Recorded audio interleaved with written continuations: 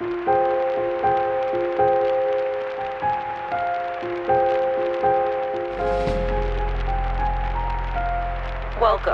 to Blood and Business. I'm Bethany. And I'm Cassie. Today we're telling a story of siblings born and bred to run the world. They were the most infamous family of the 20th century. Their story drips with conspiracy. Their names, whispered through the decades since they left their voices, echoing in time and space. Their hands helped mold the America we know, sharing with their country dreams of landing on the moon, freedom for every man. And by example, they inspired generations to reach the highest heights.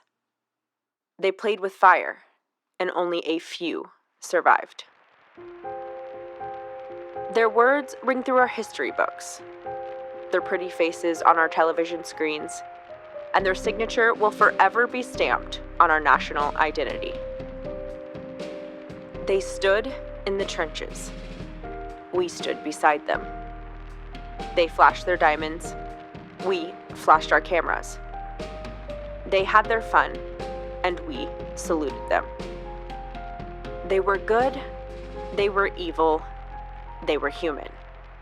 They are the Kennedy siblings.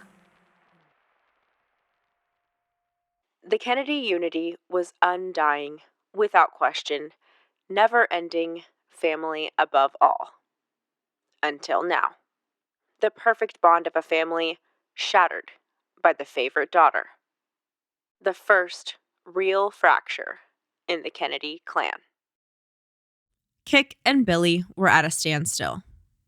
They sought counsel from every authority on both sides, and still, there was no solution to be found. Billy's Protestant family would not be having a Catholic wedding, and Kik's Catholic family would not tolerate a Protestant wedding. The man who always had all the solutions told her, "Your top's with me." You know who that might be?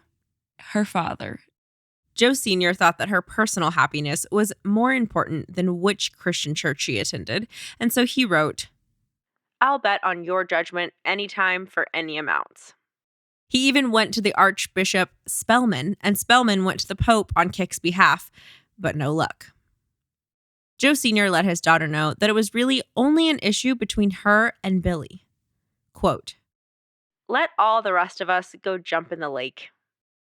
That letter from Joe Kennedy, to me, is the biggest evidence that we've had so far, showing just how much he cared about his kids and would forsake public perception in a way in order to either protect them or give them happiness, right, or whatever it was. Because previously, and I mean, I don't know if Joe's views changed or not, but it's easy to look at Joe and think it's literally all for money, for power, for fame. And he cared so much about public perception. But there are so many decisions that he made that would have been the wrong decision if you were motivated by the public and what other people thought of you. He, most of the time, chose just what he felt like was right as a father. To protect his kids. Rose felt quite differently. She had already experienced a significant loss of one daughter and felt that if Kik converted to the Protestant faith, she would be spiritually dead, and it would be a loss equivalent to Rosemary. Kik knew that her mom would not listen to her opinion, but she thought she might listen to a respectable British aristocrat, so Kathleen went to Marie Bruce. She was actually one of Rose's personal friends that she had met on her solo travels over the years, and Kathleen asked her to write to her mother. Quote, "She thinks you would not approve. I think if you saw the pair of them together, you certainly would." Rose was a woman of the highest standards of manners and etiquette. She did not respond to this letter. She also gave Kik the silent treatment. Kik had always done everything that her parents had asked of her and only what they approved of. But this, she wanted. This she couldn't walk away from. Whether because Billy genuinely and deeply loved her as no one else ever had, or because he was one of the wealthiest and most important men in England, I can't be too sure. But it wasn't a matter of brushing it off and moving on like Jack had with Inga. There was something much greater here. And this is where her mom's psychological warfare got a little out of control. Kik wrote to her parents, I think something will have to be decided one way or another before we both go nuts. Somehow, I can't make myself see that the Lord in heaven would make things so difficult. This did not register with her mother at all. Quote, When both people have been handed something all their lives, how ironic is it that they cannot have what they want most? She wrote to Kik, as if to say, you poor, poor child. I just can't imagine the loss, the deprivation you must be feeling when your family has quite literally given you everything under the sun. She went on to write, I wonder if the next generation will feel that it is worth sacrificing a life's happiness for all the old family tradition. Rose Kennedy. I think I detect a sense of sarcasm from Rose here. Maybe just a little bit. The side of her I have not seen yet. Honestly. I feel like the girls just know how to rub Rose wrong.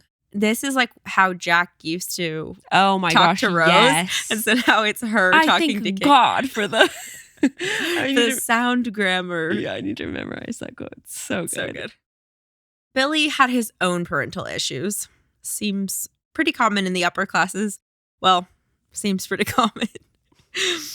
But specifically that his dad had his own plans for Billy's life.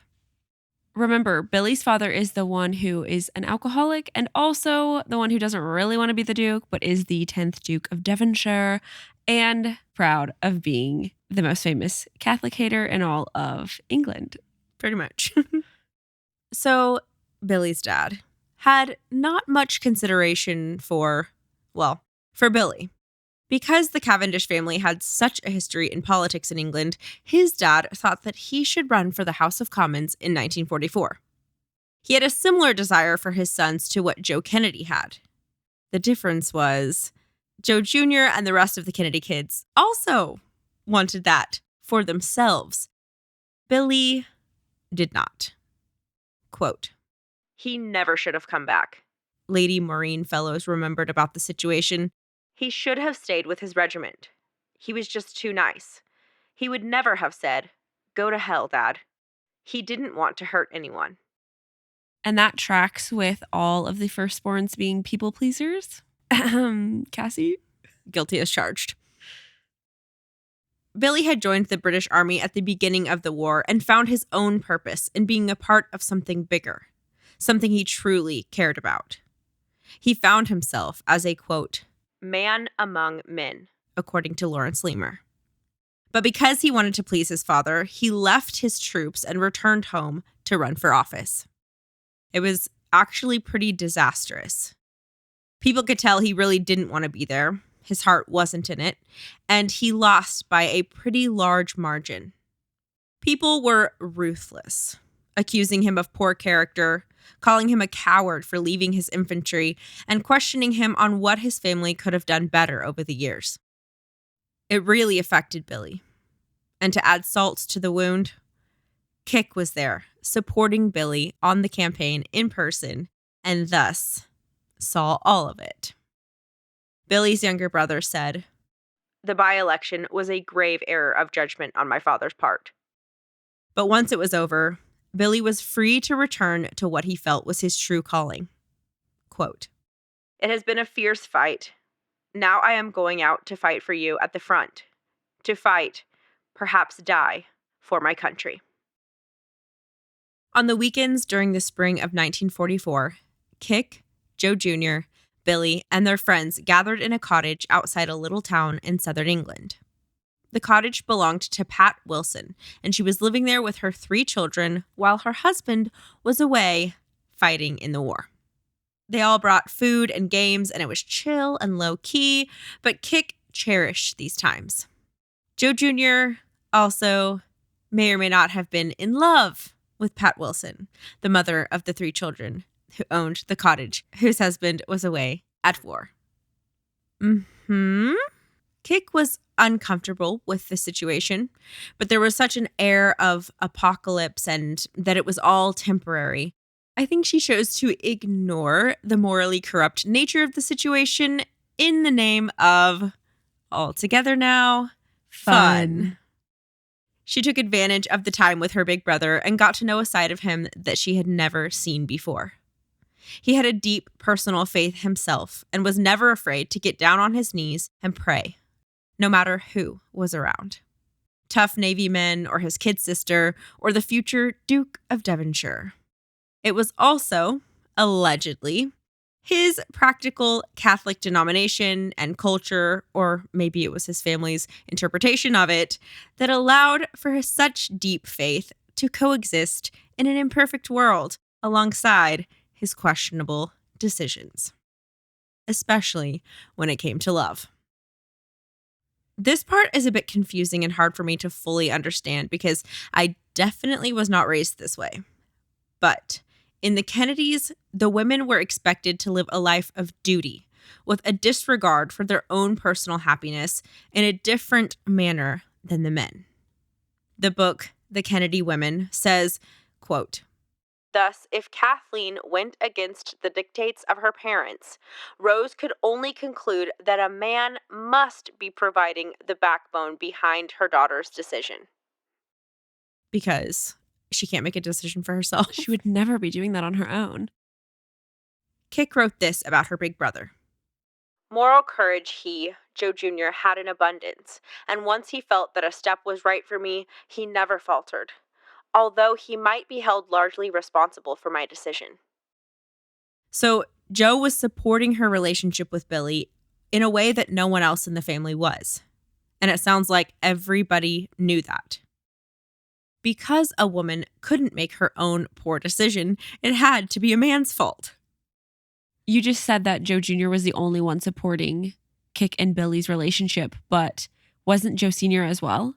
Yeah, he did. So I'm not sure why Joe Jr. is specifically getting so much responsibility. Maybe her dad was more saying, I'll love you either way, and of course I want you to be happy, so make your decision and then I'll be okay with it. Where Joe Jr. was more, don't listen to mom, you love Billy, you need to be with him, like more pushing for it. Yeah, the relationship. I'm not positive. Rose also seems to be forced to ignore a lot of her husband's shortcomings and things that she doesn't agree with. So maybe it was just simply that. Yeah, denial. Or it could also be the proximity because Joe Jr. was with Kik when all of this was going on. And Joe Sr. was kind of removed from the situation and just writing to Kik from afar. And who knows what Rose knew that Joe Sr. was even saying. Billy was adamant about raising his future children in the Church of England. Kik wanted to marry Billy. She couldn't figure out how to get past this deadlock, but she felt that maybe they were just making too big a deal out of this, right? Maybe the right outside perspective would ease her anxieties and reassure her that everyone was just being a bit dramatic. So she reached out for more counsel. She consulted a priest that she knew had converted many more so worldly people and was thinking that he may be able to understand her position better because he spent so much time with those outside their religion. But instead of holding a lenient opinion, he reminded her of the spiritually desolate life and godless eternity that lay before her if she made the decision to marry Billy.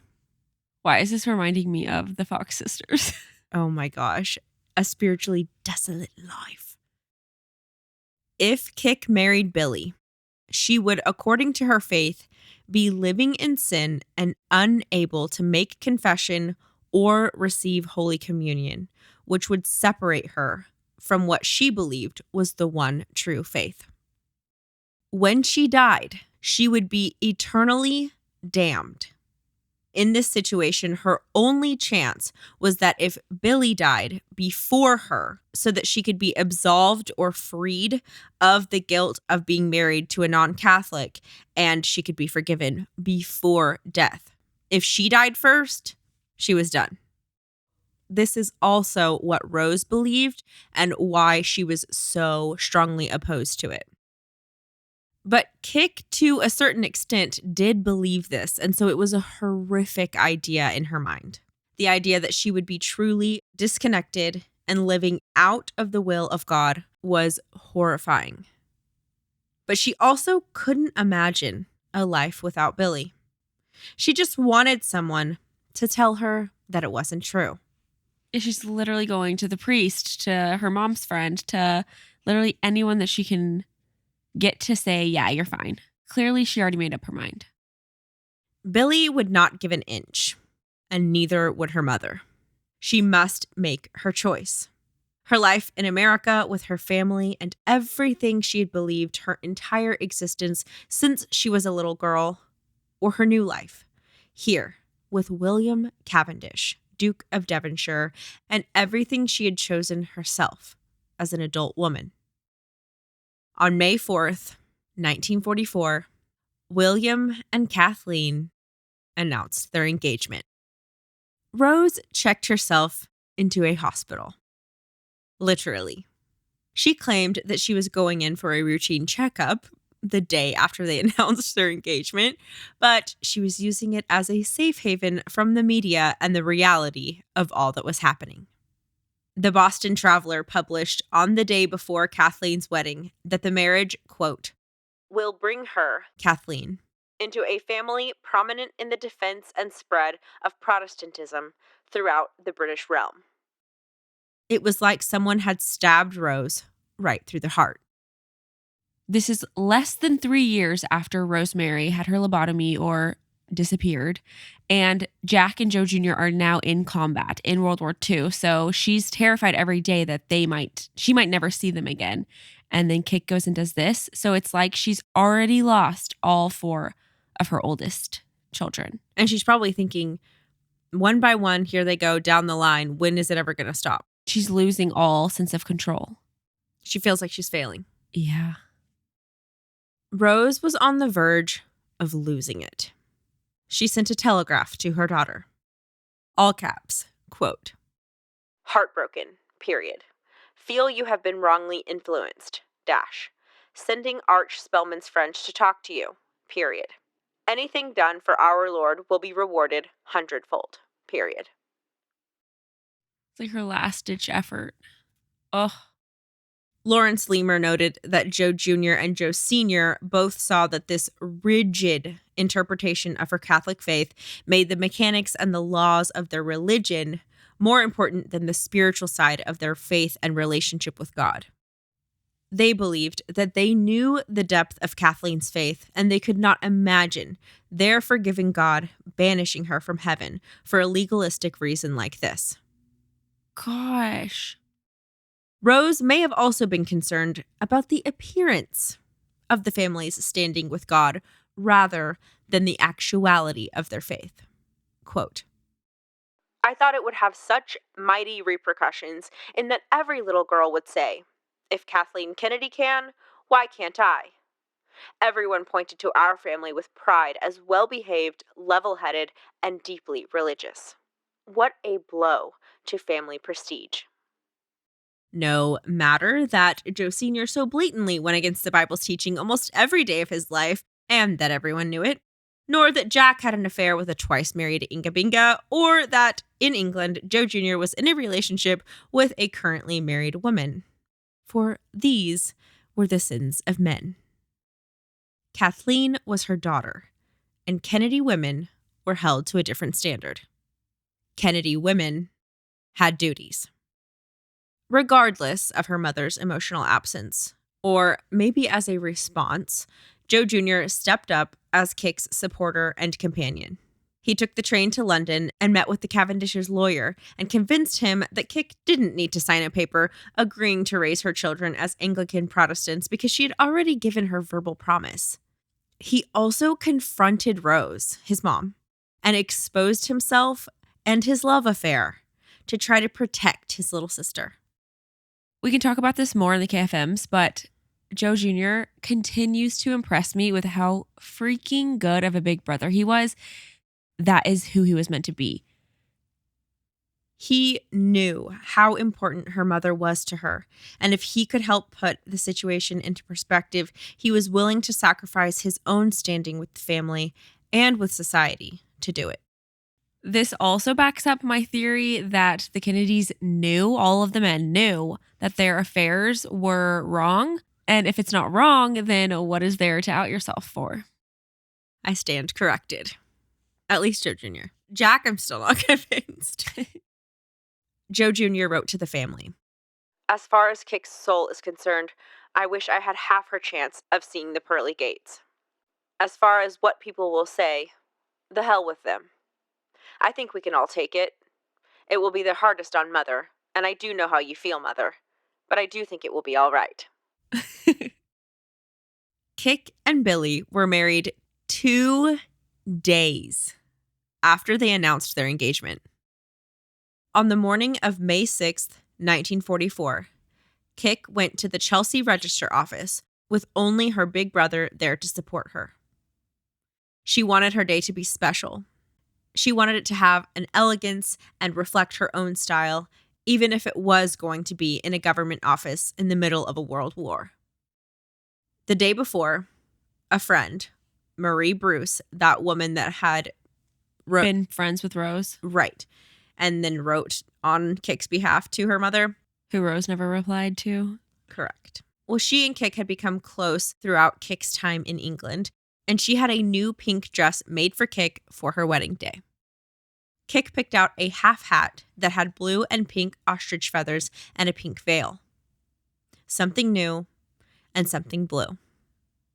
Her something old was Marie Bruce's old gold mesh bag, and the diamond brooch she wore, also from Marie, was her something borrowed. She carried a bouquet of pink camellias, fresh from the Chatsworth garden, and allegedly even her underwear was borrowed from Marie. That's so sad to me that this is how she chose to go about things, because her family did mean so much to her, even though she was going against them. And I just wouldn't feel right because she's so close to them. No matter what, I wouldn't feel right going about it with just one of my brothers there when her and Jack were so close. It's so rushed. She's not at home. She doesn't have any of her people. She doesn't even have any of her belongings. She doesn't even have her own underwear. You would think with how much she liked to party, she would want a big wedding. That's why it doesn't make sense to me. I feel like something had to have, and maybe he got drafted, or because he goes off to war like 2 weeks later or something, 2 days later. A few weeks, super quickly afterwards. So maybe they knew that and they were like, okay, well, we just need to get married before I go off to war. Because then maybe Billy thought her family's going to change her mind. I'm thinking. Yeah. I bet that's what it is, because she's very calculated. Very calculated. We need to talk about that in the KFMs, I guess. Billy had several guests that morning. His parents came from Chatsworth. His 2 younger sisters were there. His aunt, and a friend standing in as his best man. Kick could have invited some of her London friends, but she only asked Marie Bruce and Lady Astor, both older women that she respected. Obviously, Joe Jr. was there as well. The ceremony was quick. Joe Jr. gave his little sister away, and with no vows read, the ceremony was over within 10 minutes. A lot of the accounts from the people who were there that day say that this is how Kick wanted it, that she and Billy were so happy and that she could have been married in front of 1,000 guests at Chatsworth and worn an extravagant white gown. But maybe because of the war, the fact that most weddings and births and events that usually call for huge celebrations were all stripped to their bare bones in Europe during World War II, or maybe because of her family's absence, this is what she chose. Marie Bruce wrote to Rose, quote, "You would rejoice in their young happiness." No, she obviously wouldn't. Again, because of the war, it was not the time to be wasting food in Europe. So instead of throwing rice, the guests threw rose petals as the bride and groom exited the building. They did get to have a reception right after the ceremony, and they had 200 guests in attendance. Afterward, Billy and Kick hopped on a train and retreated to the privacy of one of their family estates for a short honeymoon before Billy headed back to war. This doesn't make sense. Why get married? And that is exactly what our conspiracy is going to be for this KFM. Because when Kik married Billy, she knew she was doing more than just marrying Billy, but also being inducted to a role that she was well prepared for. The Boston Globe ran full stories on Kik, saying that as the next Duchess of Devonshire, she will take rank next to the Queen as the most powerful woman in England. her many friends that she had made over the years were kind, though. They wrote congratulating her and remembering good times spent together. Kik had pretty much nothing to do besides ride her bike around the countryside and listen to the other wives gossip while their husbands were away at war. Being apart was even harder on Billy. When he first got orders to return to the battlefield, he wrote to Kik that their honeymoon had been, quote, the most perfect month. How beastly it is to be ending things. This love seems to cause nothing but goodbye. I think that is the worst part of it. Even worse than fighting. I was wondering if Billy realized what all this marriage meant for Kik. How much she had to sacrifice. Yeah, but it sounds like he did. Joe Jr. knew how much distress Kik was in the day after her wedding and wrote to his parents, the power of silence is great. Joe Sr. immediately wrote back, with your faith in God, you can't make a mistake. Remember, you are still and always will be tops with me. When Kik received this telegram, she immediately ran to the telegraph office and sent this message back. Your cable made my happiest day. Most distressed about Mother. Please tell her not to worry. 3 days after she got married, Kik sat down to write her mom. Quote, now every morning, letters arrive condemning my action. They don't bother me at all, and I only hope and pray that things will not be too difficult for you and the rest of the family. She couldn't be too down knowing that her big brother was so on her side. Everything would blow over. Everything would be all right.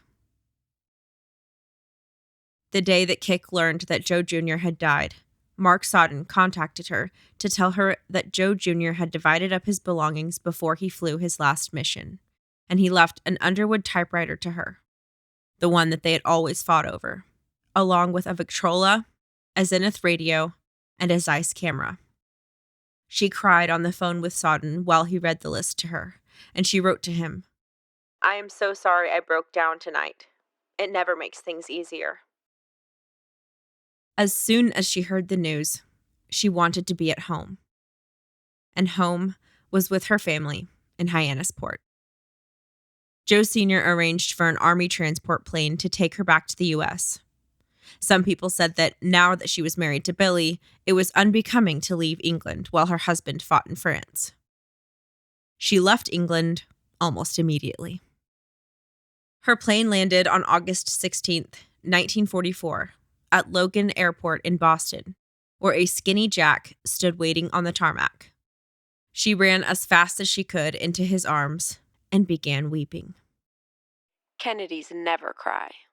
Remember, they were the two that came up with that little slogan to poke fun at their father. Don't come in here second or third, but win. When Cassie first read the script to me, I thought it was so interesting that Kik was allowed to come home in the first place and that they were so accepting of her coming back home. From reading headlines, I had definitely gotten the gist that they completely cut off contact. Joe Jr. was the only one at her wedding, and the Kennedys basically disowned her after she got married, but that's not the case. The very next day, after Kik landed in the U.S., Jack had rectal surgery that alleviated some of his back pain, but did nothing for his digestive system. He was in rough shape. He had a big open wound on his back from the operation. He was close to skeletal, and because he had picked up a good case of malaria in the Pacific, he was quite yellow. Kik was very concerned when she got home, but his parents hardly even noticed.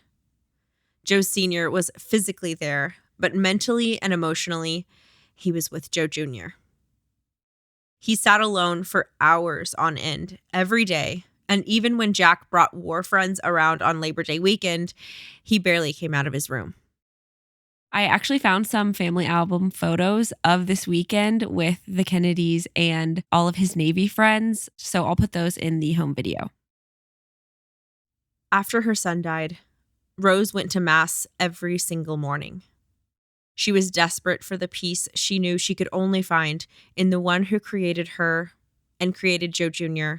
and was above all the suffering of the human experience. But she still could not forgive her daughter.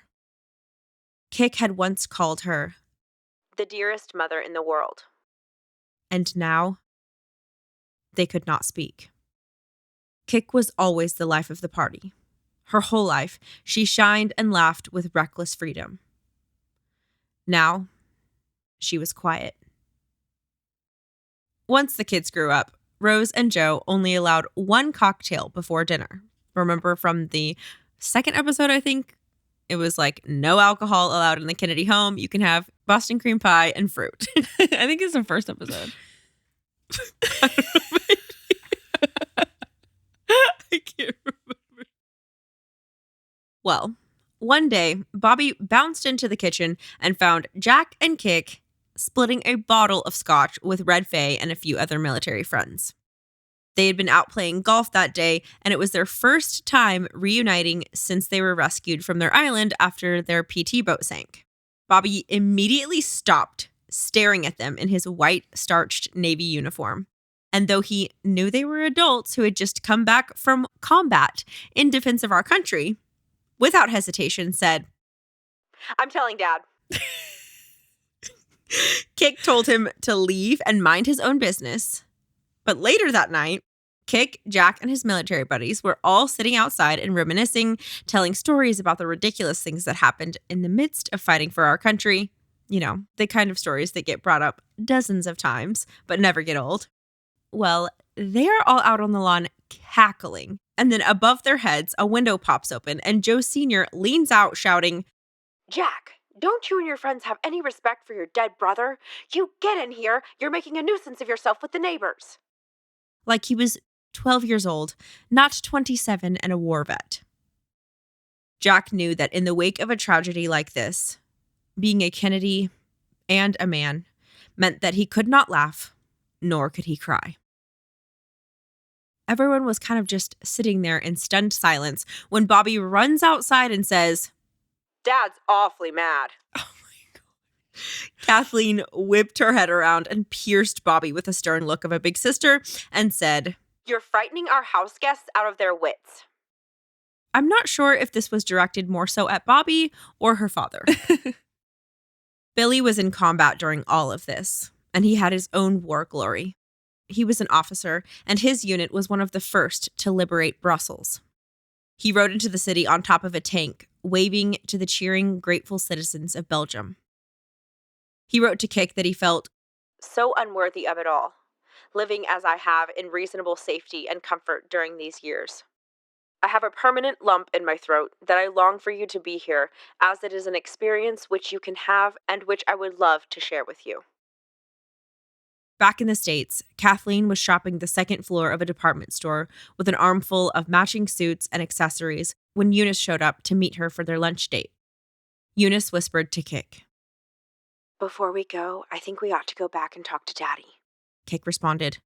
Something's happened. Why don't you go and talk to Daddy? Eunice insisted. She was pale, and it seemed like there was a knot in her throat. She led Kik back to the Waldorf Astoria where he was staying, and when they got to the room, Joe Sr. shut the door and told Kik quickly and simply that Billy was dead. Billy fought with a disregard for danger in a similar way to Joe Jr. Being an officer, he was allowed to wear a uniform that was different than his men, and in a defiance of the enemy, he chose a glowing white coat and bright-colored pants. He charged forward at the front of his platoon, even after losing a quarter of his men in one day. Come on, you fellows, buck up, he would shout to his men. Then, on September 9th, 1944, a farmer and his son returned to their farm after fleeing an active attack. Among the bodies they found was a clean-shaven man wearing brightly colored pants in pristine condition, other than a single small bullet hole in his white coat right through his heart. At dinner the night that Kik heard the news, the Kennedy family talked about anything and everything but Billy. Eunice normally couldn't breathe enough to keep up with her speech, but tonight she had nothing to say. Joe Sr. asked Kik if there was a friend that she would want to come stay with her, and Kik said that she would like to be with Patsy Field. Remember John White, the reporter from the Times-Herald? Mm-hmm. This is actually his sister.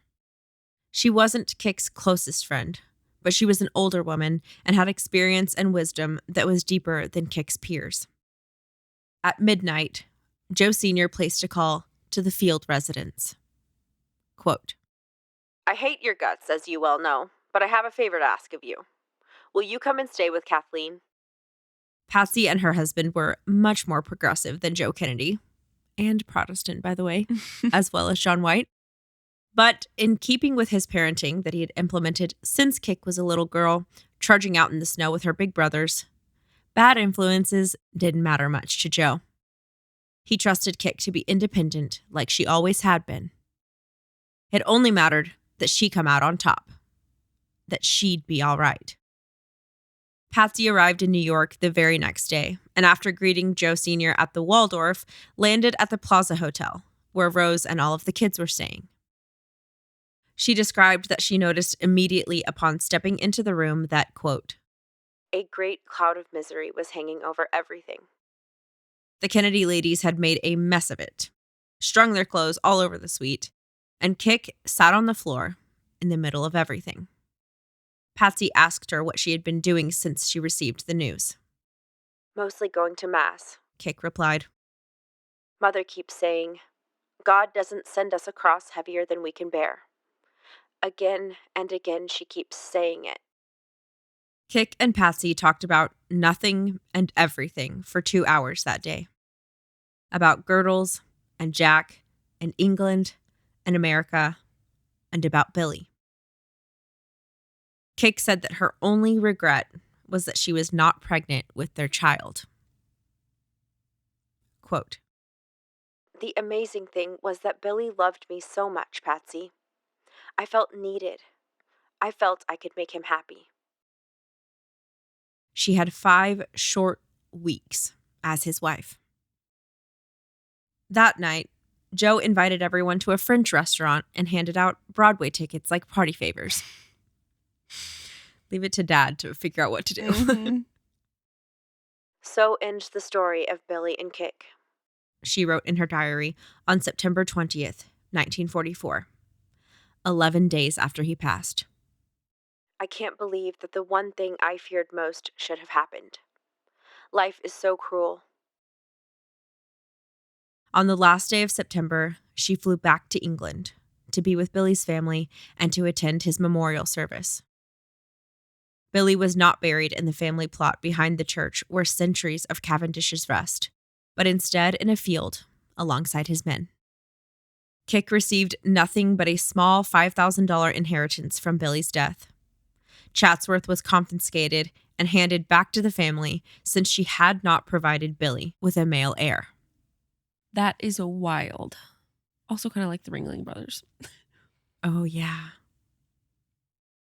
Alone in England, Kik was able to fully grieve the loss of her husband.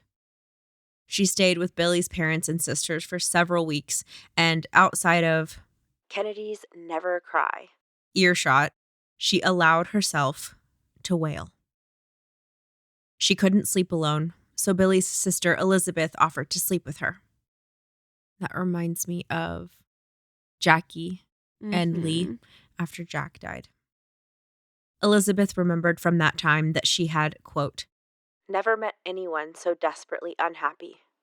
Her mother had tried to convince her that she had committed a sin in this marriage, so in addition to losing her husband, she worried about having lost her soul. Kik returned to the Catholic Church, and as much as Rose felt the bitter sting of death herself, she also saw a divine correction taking place. She could see God's plan in Joe Jr.'s death and in her Protestant son-in-laws. Quote, I guess God has taken care of the matter in his own way, hasn't he? She wrote to a friend. Jack was putting together his memorial book, As We Remember Joe, and asked Kik for help. She wrote all that she remembered and loved about her big brother, the things that she had learned about him recently, and the things that she had admired her entire life. The memory that stuck out to her the most, though, was his understanding and support of her relationship with Billy. When no one else was there, he was.